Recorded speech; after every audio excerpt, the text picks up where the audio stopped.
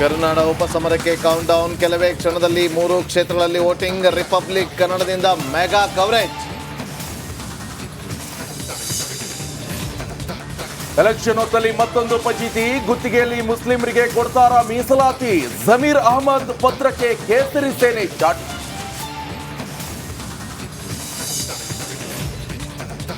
ಸಿದ್ದು ಸಂಪುಟಕ್ಕೆ ಸರ್ಜರಿ ಮಾಡಲು ಸಿದ್ಧತೆ. 15 ಸಚಿವರಿಗೆ ಗೇಟ್ ಪಾಸ್ ಕೊಡುವ ಸಾಧ್ಯತೆ. ಹೊಸ ಮುಖಗಳಿಗೆ ಸಿಗುತ್ತಾ ಆದ್ಯತೆ?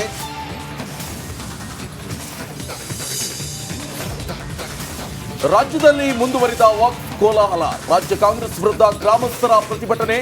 ರಬಕವಿ ಬನಹಟ್ಟಿಯಲ್ಲಿ ಸಾವಿರಾರು ಜನರ ಪಾದಯಾತ್ರೆ.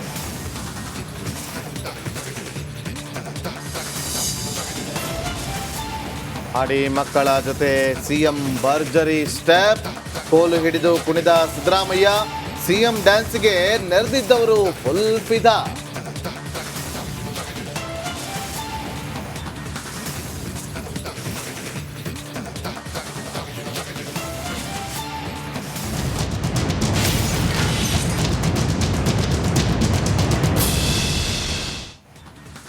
ವೀಕ್ಷಕರೇ, ಮತ್ತೊಮ್ಮೆ ನಮಸ್ಕಾರ. ಇವತ್ತು ಸಂಡೂರು, ಶಿಗ್ಗಾವಿ ಹಾಗೆ ಚನ್ನಪಟ್ಟಣ 3 ಕ್ಷೇತ್ರಗಳಿಗೆ ಉಪಚುನಾವಣೆ ಇರುವಂಥ ಹಿನ್ನೆಲೆಯಲ್ಲಿ ಇನ್ನೇನು ಕೆಲವೇ ಕ್ಷಣಗಳಲ್ಲಿ ಮತದಾನ ಪ್ರಕ್ರಿಯೆ ಆರಂಭ ಆಗುತ್ತೆ.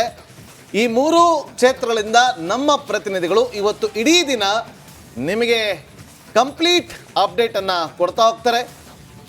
ಮೊದಲಿಗೆ ಶಿಗ್ಗಾವಿಯಿಂದ ನಮ್ಮ ಪ್ರತಿನಿಧಿ, ಹಾವೇರಿ ಪ್ರತಿನಿಧಿ ಮಾರುತಿ, ಬಳ್ಳಾರಿಯಿಂದ ಅಂದರೆ ಸಂಡೂರು ಬೈ ಎಲೆಕ್ಷನ್ ವಿಚಾರವಾಗಿ ಅಪ್ಡೇಟನ್ನು ನಿಮ್ಮ ಮುಂದೆ ಇಡೋದಕ್ಕೆ ನಮ್ಮ ಬಳ್ಳಾರಿ ಪ್ರತಿನಿಧಿ ರೇಣುಕಾರಾಧ್ಯ, ಅದೇ ರೀತಿಯಾಗಿ ಸಂಡೂರಿನ ಮತ್ತೊಂದಷ್ಟು ಮಾಹಿತಿಯನ್ನು ಕೊಡೋದಕ್ಕೆ ನನ್ನ ಸಹೋದ್ಯೋಗಿ ರಂಜಿತ್ ಶಿರಿಯಾರ್ ಕೂಡ ಜಾಯ್ನ್ ಆಗಿದ್ದಾರೆ.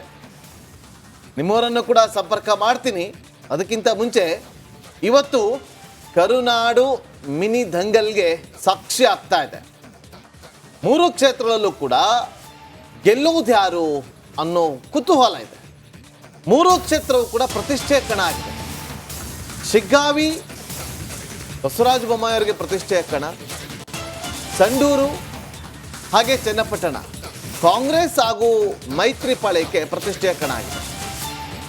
ಕಾಂಗ್ರೆಸ್ ಮತ್ತು ವಿಪಕ್ಷಗಳಿಗೆ ಇದು ಪ್ರತಿಷ್ಠೆಯ ಫೈಟ್. 3 ಕ್ಷೇತ್ರ ಗೆದ್ದು ವರ್ಚಸ್ಸನ್ನು ಹೆಚ್ಚಿಸಿಕೊಳ್ಳೋದಕ್ಕೆ ಕೈಪಾಳ್ಯ ತಂತ್ರವನ್ನ ಮಾಡ್ತಾ ಇದೆ. ಕರುನಾಡ ಮಿನಿ ದಂಗಲ್ ಮತಯುದ್ಧವನ್ನ ಗೆಲ್ಲೋದ್ಯಾರು ಹಾಗಾದ್ರೆ?